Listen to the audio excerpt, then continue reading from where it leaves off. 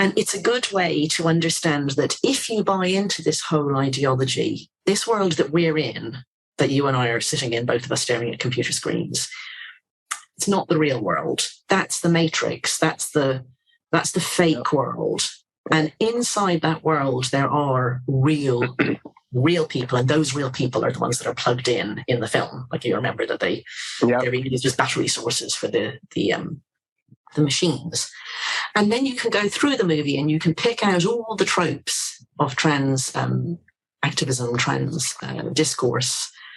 So, for example, if you remember the guy who says that he wants to be plugged back into the matrix because it's all miserable.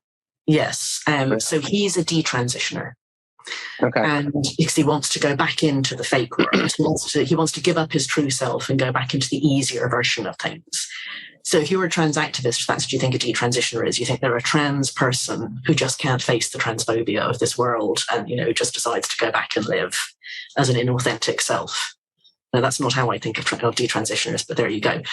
And then the most interesting of the trans allegory things is, you probably remember the character called Switch. So she's a woman who dresses in white. Yeah. She's the only one who dresses in white, very striking, and she dies in the film. So she was written as an actual trans character. She was written to be male. I can't remember which way around. I think it was male in the Matrix and female unplugged.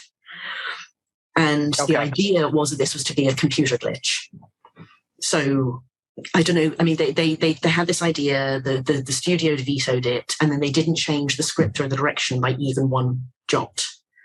So the first time that Neo goes into the training simulation with Switch, he does this double take, and the idea is that was meant to be the other sex, the sex that he hadn't seen this person in, a different actor.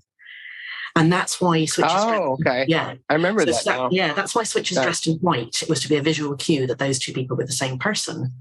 And then Switch dies inside the Matrix, and her last words are, "Not like this, not like this." The point being, she's died in the wrong body. She's died in the fake body in the Matrix. That's the wrong sex. And that's meant to be trans erasure and death. So that was the point. Like, up till then, I was like, is this really a metaphor for trans? Is this just a way you're dressing up a very good film that I liked a lot at the time and have watched several times since?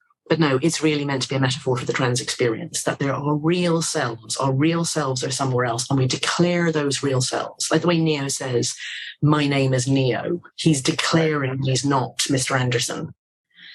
And when he fights with the forces of transphobia, namely the agents, they keep calling him Mr. Anderson, which is like dead naming a trans person. Okay. He takes on his true self by saying, "My name is Neo," and fighting back. That's him asserting his trans identity. So yeah, it's the whole way through the film.